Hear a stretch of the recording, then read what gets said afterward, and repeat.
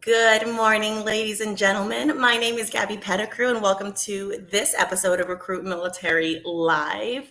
Today, we will be discussing the value of hiring veterans. And what better day to do that, seeing that yesterday was just National Hire a Veteran Day. And today, to assist me in speaking on today's topic, is a very special guest. He is a retired U.S. Army Lieutenant Colonel who's one of the nation's leading experts in career transition for veterans and public service professionals.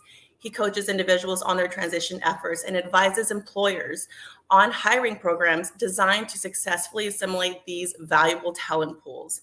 He's the author of the best-selling and award-winning HarperCollins book, Mission Transition, a practical guide for veterans in career transition, their families, and their employers. His forthcoming book, Hiring Veterans, will be published by Career Press in September. Please join me in a warm welcome for Matt Lewis. Welcome to the show, Matt. Thanks, Gabby. It's a pleasure to be here. I appreciate you having me and looking forward to the conversation. Of course. Thank you so much. So today, I know one of the major topics out there, and this is a very popular one amidst veterans as well, is veteran myths. There is such a misunderstanding in today's society about what service members bring to the table after they leave the military. Having just written a book about hiring veterans, what are a few you find most employers cling to? Well, Gabby, appreciate the question. And it's something that I surfaced in many times in writing my current book, Hiring Veterans, as you mentioned. And if I can boil it down, and I prepared a few slides, Gabby, if we could pivot to those, I'll share my screen here just to run through some of the myths I encountered as I was out facilitating case studies with a number of companies that are out there. One is all around education. There tends to be a myth out there that veterans are less educated than their civilian peers, the peers rather. Factors they're more, and whether you use high school degree as the metric or graduate or other advanced degree, where veterans are 160% more likely to have a graduate or advanced degree. And by the way, have 3 times more work experience than non-veterans. They come from a pool, I've circled there, the typical set that most organizations are focused on hiring. This is a chart that simply shows that in comparison to their civilian peers, they have exquisite amounts of training experience in various roles. Another myth out there is that everyone in the military serves in a combat arms capacity. I was one of those, unfortunately, but they think everyone is. Fact of the matter is 15% or less serve in that combat specialty. Flip that around, 88.5% serve in a specialty that is directly accredited to some function in a civilian equivalent organization. And by the way, bonus fact, that security clearance you have is valuable in the real world, and the military happens to be the largest entity that has individuals with those. Another myth out there is that, well, if they're in the military, they surely must have PTSD. Fact of the matter is, most organizations, actually in any organization, has 5 times the number of civilians that have PTSD than veterans. So I'll just do the quick math to show you. Here's the pie chart. Here's the stats. Just to run you through it real quickly, again, all based on statistics. In a notional 1,000-person organization, 6% of the labor pool is made up of vets, so 60 veteran employees. Of that, studies tell us 11 to 20% of post 9/11 vets have PTSD. Let's take the high end of that just to be conservative. That gives us 12 veteran employees that have PTSD. Let's flip that around. Those 1,000 minus 660 vets gives us 940 civilian employees. Studies also say that 7 to 8% of the adult U.S. population has PTSD. After all, civilians get PTSD too. Think car crashes, sexual trauma, any number of things that might trigger it. Let's take the low end of that range. So 70% of 940 is 66. So more than 5 times of the civilians in your organization have PTSD. There's a myth out there around diversity. Fact of the matter is, military is exceptionally diverse. At the end of the day, when you hire veterans, you hire diversity and you hire success. On diversity here, 31% of the military is made up of racial and ethnic minority groups. it's a plug and play. Another myth out there is around disability accommodation. The myth is all veterans are disabled and they all require accommodations. Again, fact is most veterans don't require accommodations, and almost 60% of them don't cost anything. A couple more here real quickly. A complaint, one of the chief complaints I got from employers rather, in doing the book is, I can't find veterans. They're not plentiful. The fact of the matter is, if you know where to look, and there's a whole chapter devoted to that, there's 200,000 matriculating from the service every single year. They're available year round, unlike folks coming off of campuses that are only available at those matriculation or graduation dates. Last one I'll end with here. There's a myth that hiring veterans, it really has no impact. Why should I bother? Is kind of what some employees tend to say. Well, it's impactful on a couple reasons here. One, from a positive standpoint, within their own business, if they successfully pose themselves and their brand in the face of the military community, that military community is made up of 37 million individuals that wield 1.2 trillion in buying power. You might want to make sure your brand is viewed kindly by them. And then the other key point is, if you put together a hiring program that includes veterans as part of a diverse group, you're going to increase your productivity by 22%, have 13 times higher mean cash flow, 4 times more able to deal with personnel problems, and 3 times more likely to identify and build leaders. It's incredibly important. The other outcome that I would point to is the fact that hiring veterans has a direct and quantifiable impact on national security. In light of today's recruiting crisis going on in pretty much all the services, except perhaps yours, Gabby, in the Marines, if veterans aren't seen as having successful careers post-service, think of the 16, 17-year-olds out there today looking at this. They may be dissuaded from serving. If vets aren't getting jobs, why would I, as a 16, 17-year-old, raise my right hand? So it's less a matter of national security. Even more directly, if veterans aren't employed, guess who pays the unemployment bill? It's the Department of Defense. Exactly. And that payment comes directly out of DoD's operating budget that pulls from funds that would otherwise be spent training the troops and on our common defense.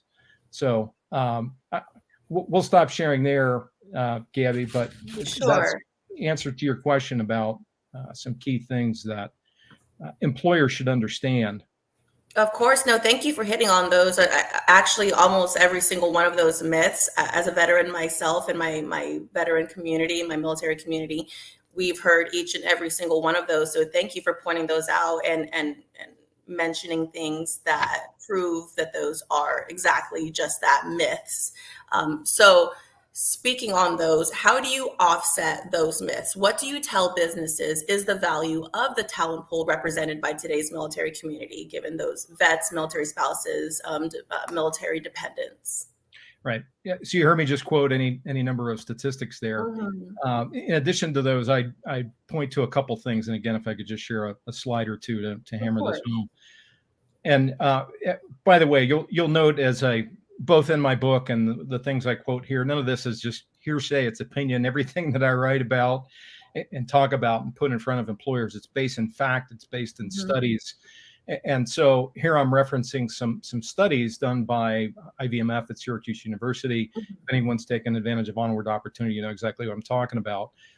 These are the business value that they have documented and have gone on to document in some studies that were done with HR leaders across all segments of industry. The fact of the matter is, these studies show that veterans at the end of the day are promoted faster, perform better, and are easier to manage than their non-veteran peers. Now, I want to be careful with that, even though that's proven, and this is what the HR people that actually hire and promote individuals within their organization say. I want to make sure that we're not posing an us versus them dynamic, because ultimately, as service members matriculating into the corporate world, the real world, as it were, you have to, in order to successfully get promoted, you have to assimilate properly. And that involves building a new peer set beyond your tribe of veterans, if you will, fellow veterans that would be in the organization. So that's something you have to do. One other thing that I like to highlight here in answering this question is this slide here. Again, well documented by studies. The fact of the matter is, at the end of the day, what employers cite as being critical in terms of skill sets needed for success in the workplace reflects exactly what military service members bring to the table by virtue of their experience in the military today. And you can see those skills and those competencies documented on the chart itself. The difficulty that veterans have is in how to translate what they've done, be it in that combat arms capacity, again, I was one of those, or in some other function, in translating that as to how that fits in the real world. But we can tackle that in another question. So, Gabby, back to you. Perfect. So if employers buy into that, how should they go about exactly hiring these veterans and military spouses? Because that seems to be the big problem, or the big hurdle, is actually getting the attention of how.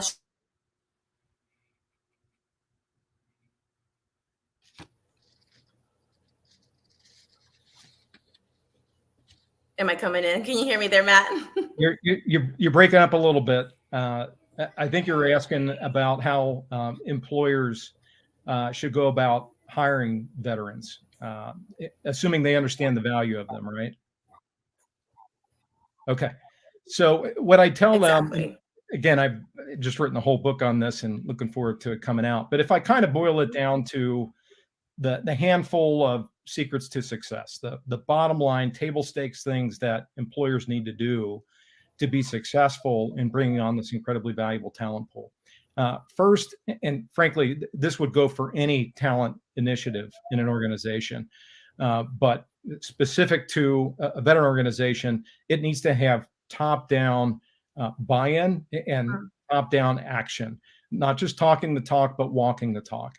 And what I mean by this is the senior most executives in the organization leading the way, talking about it, putting in place systems, resources, processes to enable this to take place. And the larger the organization, the more important this is, because the larger the organization, you tend to have a bit more bureaucracy, and change, as we know, is difficult, period. The larger the organization, the more difficult the change is, and the more effort is going to need to be asserted from the top down to overcome that inertia. So one is just top down focus and leadership on behalf of those executives driving the effort or sponsoring the effort. Second, I would say kind of first step beyond that, and that's really the primary table stake. But once you have that, if you don't already have an existing veteran employment resource group, an ERG, that's something that the organization will want to develop. And that's important for a number of reasons. One, to bring together that tribe of veteran peers within the organization. But because of that, Ben, bringing those together, you're going to leverage that pool of individuals to help you with everything else that you're going to need to do to put in place all of the guts of the program that is going to take place. So one of those would be the third point around making sure you have onboarding materials and mentoring systems established. So members of that peer set are going to help you produce the curriculum you're going to need to help train and help those new veteran hires assimilate into the organization once they're there. And likewise, act as either buddies, if you will, peer mentors, or facilitate actual mentoring relationships that those incoming veterans would have with those higher up the chain within the organization. Those are two critical things, specifically the ERG group and the mentoring systems and programs that are critical to enabling those veterans to assimilate and stay on board beyond the 2-year mark, which is a critical waypoint. If you can get a veteran to stay on board within your new organization beyond 2 years, you have a much greater chance of being successful in retaining them over the long haul. I point to a couple more things in encouraging employers. One, and again, yes, for this, but frankly, for any program of this scale and scope, you want to make sure that the goals of the veteran hiring program are directly connected to your strategic goals of the organization. you want to make sure, both as an executive in the organization, but also the leader of this program, that whatever it is you're doing in this program is demonstrating success at the organizational level. You need to be able to demonstrate how, by this veteran hiring program being successful, it's going to move the needle at the organizational level for whatever that metric is, whether it's revenue growth, productivity, you name it. There has to be some outcome measure that your veteran hiring program helps drive at that next higher level in order to demonstrate success. The last thing I'll mention is just around compliance. And because you're hiring a protected work class with veterans, you're going to, these executives and members that are leading these programs need to make sure that they're in compliance with any sort of regulatory obligations. And there's a bunch of regulations out there. I'll just, USERA, VEVRA, EDA, FEMLA. There's a number of them. Even more so if you're a contractor serving the federal workforce. There's an annual compliance that you need to make sure that you're in touch with. Then the last thing I might add is around the fact that I wrote the book. I'm hanging myself out there as someone that is willing to help these executives put these programs in place. So if executives are still struggling with where and how to do this, I would be more than happy to help them out. So as it looks like Gabby's having some connectivity issues, so I'll kind of keep things rolling here. Apologies for that. We just talked to date about hiring veterans and how organizations need to prepare and how they should best execute that, at least at a summary table stakes level. I know there's probably a good many veterans on the call today too. Let me speak to you just a little bit, and what I'll do, if this will allow me to share some slides. It's looking like it's not. So a couple things I want to make sure veterans understand in coming out of the service. One is the challenge that you'll need to overcome. And when Gabby comes back, I'll share some slides to document with you what the civil military divide is and what that challenge represents for you in making your way from time in the military to time in your optimal future, fully employed in an optimal career field when you leave the military. So I'll circle back and I'll cite any number of statistics and studies to document what that is. And it's probably more significant than you may realize. Beyond that, then it becomes a question of, how should you, as veterans, hey, Sean, how you doing?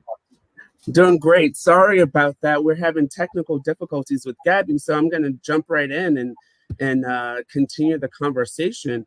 I just had a quick question that I was thinking. You mentioned how a lot of the different employers, like the programs that they have to initiate and implement in their systems, in their hiring systems, to be able to attract those veteran employees. And so one question that I had was, how is that translatable for, the military community with, someone like, if they're looking at a company, how can they identify whether or not those systems are in place so that they know which organizations that they should align with?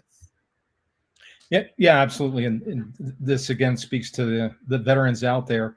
I'll couch the answer to Sean's question and a list of things that, in order to be most successful, I'll define success as finding your optimal career field, full employment in your optimal career field upon leaving your last duty station. The first thing, and it's obviously self-serving, but for those of you that haven't seen my first book, Mission Transition, please take advantage. Yes, it's self-serving, but the fact is it's the most awarded book of its kind, and I would encourage you to read it 18 to 24 months ahead of your ETS. Utilize all of the resources that are for free for life for everyone on my website. Check out MatthewJLewis.com. And within there, you're going to see advice such as make sure you secure an internship. Most of you hopefully have access to SkillBridge, which you can take advantage of. within your last 18 months on active duty. Work hard, make a good impression, and even if that SkillBridge internship doesn't result in an offer, that's still a valuable experience. Anything you can do to get boots on the ground ahead of time is going to be valuable. Make sure you self-identify in your new organization and take advantage of your tribe. So specifically to Sean's question, make sure you network. Reach out again well before you actually exit the military. Understand who the individuals are, either directly within that organization or perhaps in that industry sector that can speak to indirectly the nature of what goes on within that organization. So pick their brains. One of the critical things you're going to want, which is further down on my list here, is to get a pulse on what the culture actually looks like within the organization. Culture might be a new word, but it's one of the key exercises I focus on in the book. If you break down culture into its various dimensions, and in the book I contrast the various components of a military culture vis-a-vis two different types of corporate cultures, I'll use that term. One more larger, more bureaucratic, one more smaller, more entrepreneurial. And oddly enough, the military culture in some ways mimics more closely the smaller, more entrepreneurial nature or culture in those sorts of organizations. That exercise is probably one of the more difficult ones you'll need to do, but will probably have the most direct impact on your tenure within that organization, your ability to assimilate within that culture. And so how do you get a beat on that? Again, network is the thing. And I, again, talk you through exercises in the book, various ways you can network. I realize networking as a word, as a term, tends to take on a bit of a negative connotation in the military. But when you look at what networking actually means in the real world, it's intended to be mutually supportive and not just, as we might say, kissing someone's rear end to get ahead without ever actually having earned it.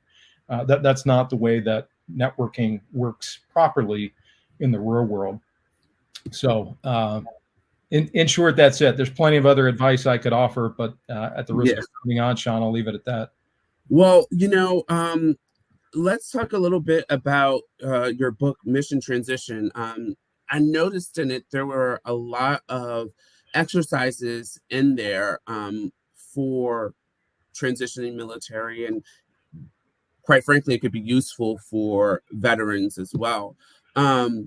If you had to boil it down, which do you think that are more critical that our audience should complete for them? And I mean, I know you kind of touched on a couple of these, but if you could tell us about which ones you think that are more helpful for, our audience. Yeah, sure, Sean. Thanks for highlighting that. First of all, the book was purposely written in what I'll call a crawl, walk, run, step 1, 2, 3 sort of a manner, very much akin to what you experienced in the military, how you were trained in the service, such that you should be able to take implicitly to the way this thing is laid out. Read the chapter, do the exercises, come back with your learnings, and then move to the next one. It's kind of the way that it's laid out. So pretty simple. And every chapter is built that way. But to narrow down, to answer your question, I'll call out 5 kind of key exercises I point to. One, very importantly up front, you'll see this across the first couple chapters, is what I call the self-discovery sequence. And the self-discovery sequence kind of consists of, I'm cheating here, it kind of consists of 3 exercises. The first one is understanding your personal strengths. So we have you do an exercise to identify what those are. These are the things that really make you feel alive, that make you want to get out of bed in the morning and do what you do. If you had to work for free and do ABC, XYZ, what would that be? Motivation. There you go. So we plug into that first, and with that nugget, we add on what we call personality tests. There are many out there, and people have probably taken some.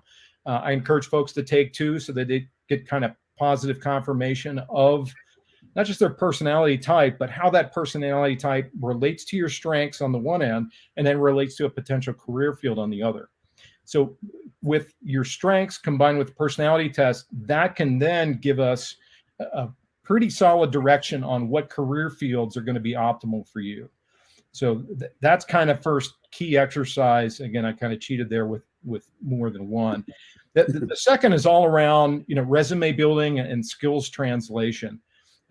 In light of understanding the profit motive of most commercial organizations today, you got to understand and get comfortable with the purpose of these organizations is going to be very different from the purpose of, obviously, the commands that you served and the flag that you served in the service. But if you can get beyond that understanding, then it becomes an exercise in how do you translate what you've done into something that resonates with a civilian hiring manager in those organizations. And I provide a number of resources and walk you through exercises on how to do that. Next one kind of picks on our last question, Sean, all around networking. Understand what its different purpose is in the real world and how you actually go about doing it. It's a pretty simple sequence. One is simply identifying who your network is, who that consists of. And there's an exercise with a series of concentric circles to identify who you know, and then identify who they know, and then who that third person knows. All told, then, once you understand that, you can identify who your networking targets are and put a plan in place to go and actually build upon your existing contacts. So networking, two more. There's financial exercises. You'll find them for free on my website, which, again, MatthewJLewis.com. Tons and tons of content out there for free for life for everyone. Please take advantage. This is all about helping you. My publisher won't let me give away the book, otherwise it would be there. But I will point to some courses, both video courses and an e-course on my website. Again, yours for free for life. Please take advantage. Financial exercises are part of those resources. These will help you identify what your needs are, backing into those needs from what you're ultimately going to need to retire, understanding what your compensation and benefits look like in the military vis-a-vis what might be on offer from that prospective employer, understanding what your needs are, and then helping you negotiate the components of that package that you either need to ask for or can perhaps give back if you don't need certain components of what's on offer.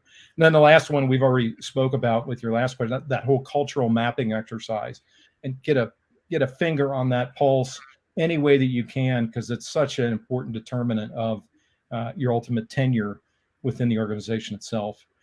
John, I'll pause there with that, and I know we're running short on time. I just want to point our audience to, again, those courses, because we didn't have time to get to the slideware around the civil military divide.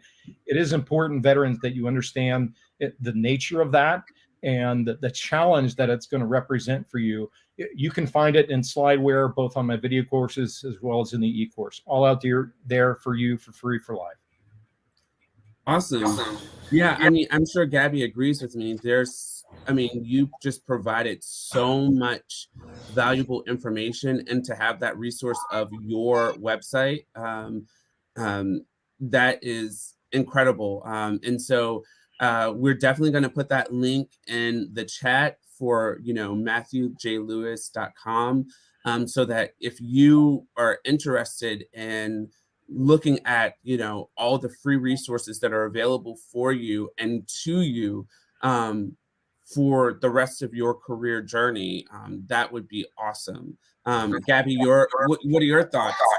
No, I apologize for any technical difficulties. The Wi-Fi here does not seem to be agreeing with me, but I can't wait to look into the mission transition, because if all these nuggets of wisdom have been being pulled from this book, I need to get the whole shebang and read through this from the exercises. Someone even just in my position who has a great career and who's well and settled, just these exercises really spoke to me and seems like something that I could do just to get some personal growth within myself from the day to day. So the mission transition is something that I'm honestly super interested in looking into. And not only that, but I'm very excited about your next upcoming book to be published in September, Hiring Veterans, correct, Matt? I'm very excited about this as well. And this is in September, correct, that this will be coming out to the public? Labor Day, exactly right. Labor Day. Fantastic. Well, Matt, thank you so much for joining us again and providing us with this wealth of knowledge. I'm sure our audience, I know I speak for myself, but our audience as well gained so much knowledge today and hopefully can take this and apply this to their lives and their transition as well. Was there any last minute parting words of wisdom that you'd like to leave with us? Thanks, Gabby. Thanks, Sean, for having me. Really appreciate it. Anything I can do to help those employers out there, those individual veterans that might be struggling with their transition, reach out to me via my website. Happy to do what I can. Awesome. Well, thank you so much for, again, for your providing your insight and your knowledge and your expertise in this. And I'm sure you have a lot of much more information from your journey transitioning. Make this a repetitive thing as well, because I love seeing your face here. Yeah. So, well, thank you so much. This is Recruit Military Live. We thank you for joining us today, and stay tuned for our next show that's going to be happening in 2 weeks. And we hope you have a great day. Bye.